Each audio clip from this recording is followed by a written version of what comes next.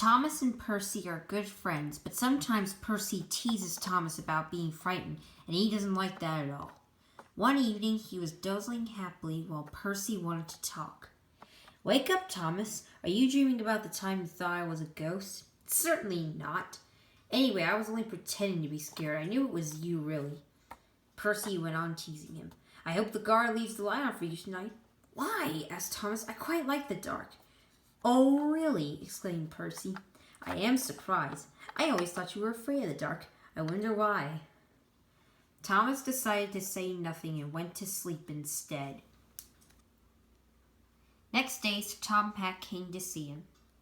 "I would like you to go to the harbor tonight. You have to collect something rather unusual." "What sort of something?" asked Thomas. "Wait and see," replied Sir Tom Hack. Meanwhile, Percy was moving some freight cars into a siding. Henry arrived with his goods train. The signalman changed the switches, and Percy waited on the siding until Henry had seen by.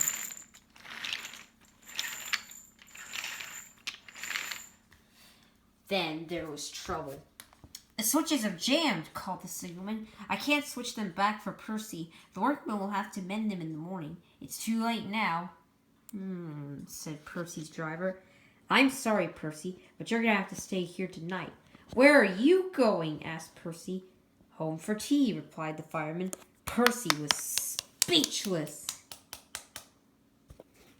He watched as the other engines went home to the sheds. Nighttime came and Percy began to feel very lonely. "Oh dear," he murmured, "it's very dark." "Shh! Oh, what's that?" It was only an owl, but Percy didn't realize this. "Oh, I wish Thomas were here too," he sighed. Thomas was waiting for his mysterious load at the harbor. Suddenly, there it was. "Cinders and ashes!" cried Thomas. "It's a dragon!"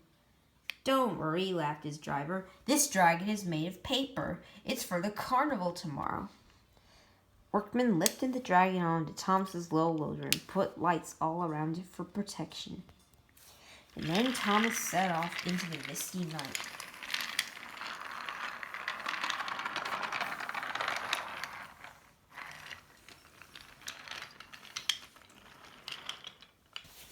Percy was asleep and had no idea that Thomas was approaching him.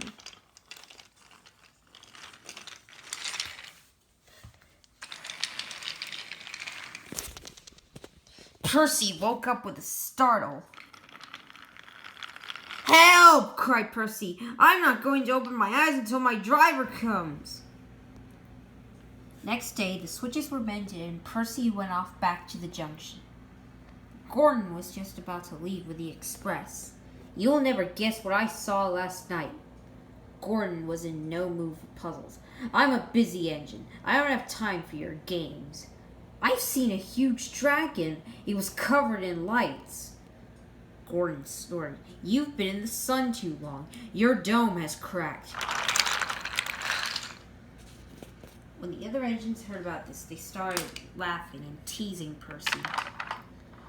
"Look out, Percy," chuckled James, "or the dragon may gobble you up." "No one believes me," huffed Percy.